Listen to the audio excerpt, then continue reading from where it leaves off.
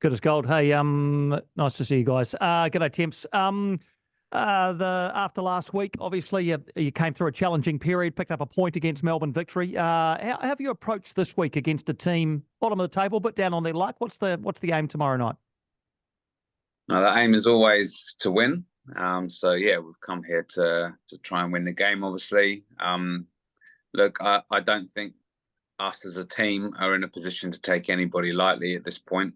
So we've definitely done the same amount of homework on Adelaide as anybody else. And I think statistically, they're a real enigma of a team, quite difficult to kind of really pick apart because they've had the most shots against them. They've conceded the most goals. They're bottom of the table with the least points, but they've also got huge amounts of possession in their games. I think they've actually right behind us in terms of total amount of passes made, highest amount of build-up passes in the league. So like it sort of gives you a real interesting dynamic of the sort of team you're trying to face. I think they're trying to play really good football and build up from the back, and there's lots of kind of rotations between their wingers and fullbacks, and I think they're trying to do the right thing, and at this point haven't really executed. But you know, football and this league in particular, Piney, I mean, everyone is capable of beating anyone on their day, I think. So, yeah, we certainly won't be taking them lightly based on their current league position. They've played quite well and they've taken some tough teams recently, Sydney in particular, to Perth as well away, pretty tight games. So, yeah, I'm expecting it to be another tough test for us and treating Adelaide with every single bit of respect as we would anyone else. Selection-wise, obviously last weekend you had a number of players who come back from international duty and you elected to start the majority of them on the bench.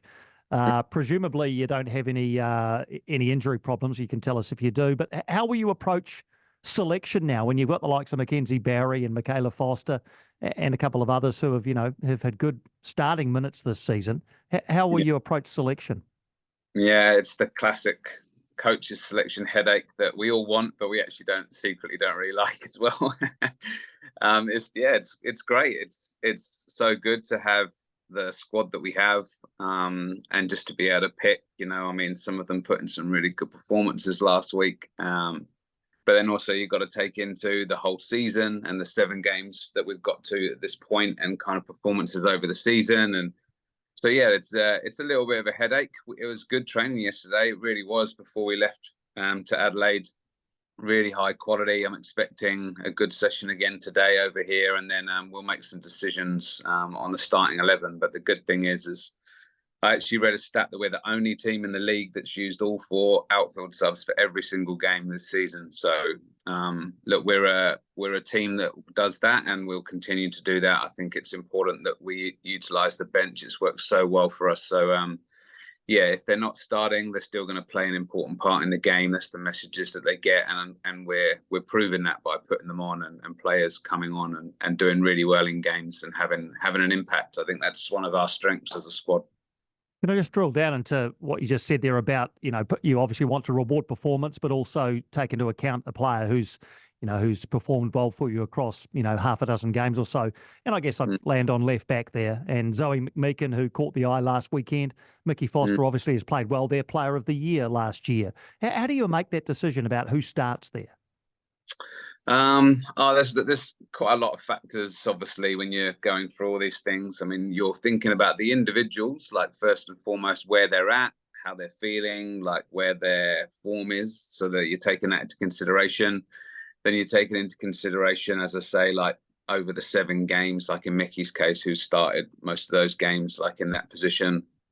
And then Zoe having just come into the team last week. So you've got to kind of weigh that up. But then you've also got to weigh up what do Adelaide have on that side, which person's maybe more suited to defend against that attacker, which person's maybe more suited to attack the spaces that we want to try and get into on that side. Then you've got to kind of start thinking about the combination between them and the left forward and that kind of left-sided 8 in the pocket. That triangle is really key to the way we play. So there's quite a lot of factors involved in it. And so, yeah, there's kind of that process, I guess, goes on with each position across the field. But the really, really good thing is like you've got someone like Zoe who's been patient and waited for her opportunity. She got sort of 20 minutes in the Auckland game and spent most of that defending, because that was the stage of the game. And I'm really, really pleased for her, because I think some criticisms of her in the past maybe have been that from a defensive point of view, and I think she showed against Perth, she was real solid. And then last week she played against one of the imports for Melbourne Victory, Weinhardt, and did an amazing job on her. Again, if you like stats, I saw an amazing one with Weinhardt and Zoe. They had 22 duels in the game, which is the highest I've ever seen, which is incredible, really. So she just did an amazing job. So it kind of shows you like her growth as well, where she's at on her trajectory. So she's got the bit between her teeth and wants to do well, which is fantastic for a coach. Just one more from me, and I'll pass it over. We saw Alyssa Wynnum come off the bench last week as well. First time we've seen her, I think, since round one. Did you see enough in Alyssa's performance off the bench to suggest that she will play a key role for you moving forward? Yeah, no, I thought Alyssa was great. She was a little nervy when she come on. You can kind of see that, first 5 minutes, and that's natural. She hasn't played, as you say, since round one, so it's been 6 weeks or so. I think she was a little nervy when she went on and had a few sort of touches to get her into the game. But then once she got in that little pocket and got turned and run, and she played some through balls, that's the Alyssa that I think everybody is, like aware of in terms of her ability and what she can bring. So it's really nice to be able to see her do that. I think there's definitely a change in her confidence over the last sort of week or so, like after that Melbourne Victory game, leading into that game. So that's really good. And for Alyssa, it's opportunity. It sounds horrible, doesn't it? Because you don't want to lose players like Wiz and Chloe recently. But for her, it's great because she gets more opportunity to play, and so that's how football works. Sometimes you get your opportunities through injuries and things like that. She did a good job. She'll be involved again tomorrow, and I'm sure we'll see her do the similar thing. Beauty. Thanks, Tim. Cheers, mate. Thanks. Hey, Paul. How many do you actually have with you in Adelaide? Just 16, or is there a spare one? Or yeah, we've got 17. Yeah, we brought one spare. I think we always try and do that when we leave 2 days before, because obviously we've got a training here, and if anything were to happen to anyone training, then we have ready-made replacement ready to go. So that's good. We've got 17 in total. So that's last week's 16 plus one, I'm guessing. Can you? Unfortunately, Kelly Brown's not here. She's got the dreaded vid again. I say again, I don't know how many times she's had it, but yeah, she's got COVID. So we're without Kelly, which is a shame. Mickey Robertson's come into the 16, and then Daisy Brasendale's travelled as well. We'll use the players as and when we need them. Obviously, having the extra one's really important. Yeah. I guess just no Isabel Cox though. Obviously, I think she has arrived in Wellington though, but just why is she not ready to be involved? She arrived in Wellington on Wednesday night. We left for Adelaide on Thursday day. So obviously the turnaround is extremely tight from that perspective, but also in terms of like when players sign, they have to complete ECG, echoes, medicals, like league assessments. So we would never have had time to have her kind of complete all that and travel. So basically she's spending the weekend in Wellington going through all of her tests that she has to do, all of the medicals. And so she'll have them all signed off by the end of this weekend, and then she can be available for the game next week if we think that's the right thing to do. Yeah. Just in terms of you're still looking at trying to bring a couple more players in. Has there been any progress on that front this week? Not positive progress to report. It's really difficult. I think I spoke about it last week, didn't I? Just the pool of players we're talking about now, New Zealanders primarily. That's what we would like, but academy players potentially. So we've had Ella McMillan and Ella McCann, Rebecca Truitt training full time now with the team for a few weeks. So we're kind of like there, kind of preparing, I guess, in the background. But we're also keep exploring some New Zealand options.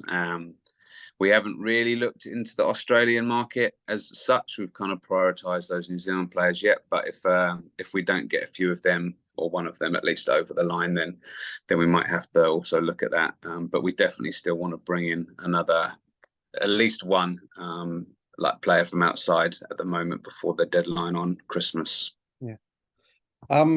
Piney sort of touched on it, but just in terms of, I guess, some of those, I guess you could call them experiments, perhaps forced experiments last week. You know, you had Kate playing centre back for the first time this season, Zoe at left back, Hope as at 8, Mickey in midfield. You know, did any of those really sort of stand out to you as something that you might go back to? Yeah, I think so.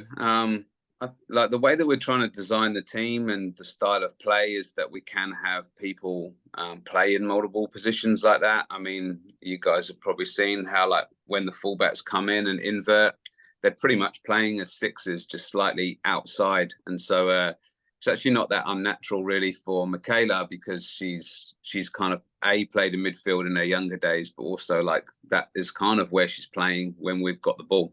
So moving her in 1 to 6 is a pretty kind of like seamless thing for her. Hayley hasn't played as much as a 6 in previous years and stuff, so she's still kind of like learning a little bit of that. So Michaela was probably the one that was slightly more suited to doing that. But we kind of had these things in our mind before the game, how we would use Kate, how we would use Mackenzie, how we'd use Michaela off the back of the international window. Hope came to us pretty versatile to begin with. She played winger or a 10 in her football in America. So again, using her in those attacking midfield roles or wide. And then we've been exploring this dynamic of like a false 9.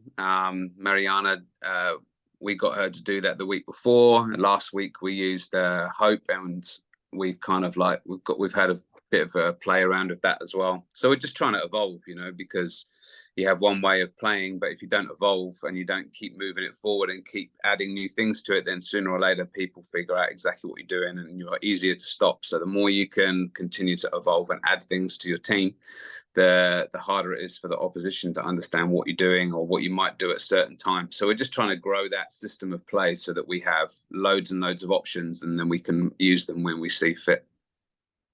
Yeah, I guess as you sort of go about that, how much of a thing on your mind is it knowing about February? I know it's still a while away when we're sitting here in mid-December, but with the Ferns and the qualifiers and potentially having to cope without, you know, that could be Flea, could be Mackenzie, could be Kate, Mickey, maybe even someone like Macy or Mania.